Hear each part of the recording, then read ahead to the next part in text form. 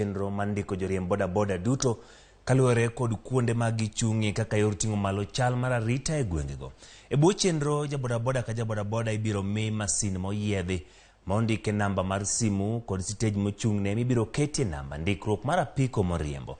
Kamanda mar obila ma Garissa James Ngetich wacho ni chenrono biro konyo e fwenyo jomaundu mopondo e kind joriemb boda kendo biro duoko piny timbe mag maundu e gwengego.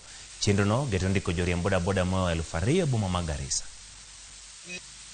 Uko na driving license ukishikwa boda na terrorist ama Al-Shabaab. Information ifike sisi tayari. Asanteni.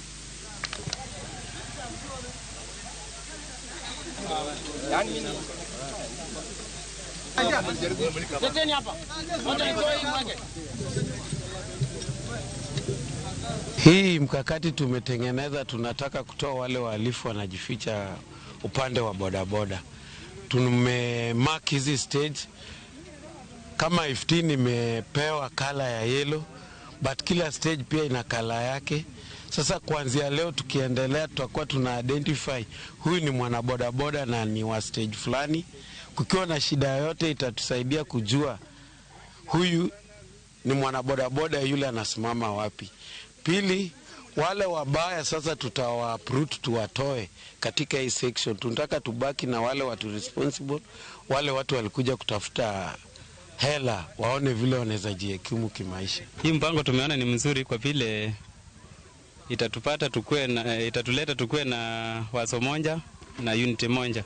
Kitu ya kwanza, insecurity itarudi chini kabisa, maana kwa stages zile ambazo tumehifadhi siku ya leo, kila mwanabodaboda atakuwa anamtambua mwenzake, na upande wa ile maneno yasemekana ya kwamba mwanabodaboda ni wakora itakuwa ni ngumu kufanyika, na tena itasaidia upande wa serikali kwa kutambua mhalifu kwa haraka.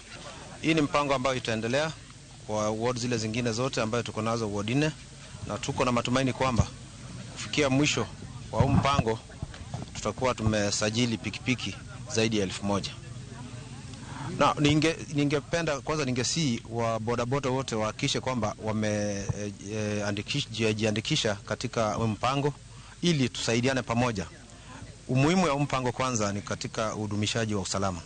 Itatusaidia sana kwa upande wa mpango wa usalama. Kitu ya pili ni upande wa usalama barabarani, na kitu ya tatu ni kuhakikisha kwamba tunawajua wanabodaboda wetu wote, kiasi kwamba kama kuna mhalifu kati yao tunaweza kumtambua mapema na kumchukulia hatua.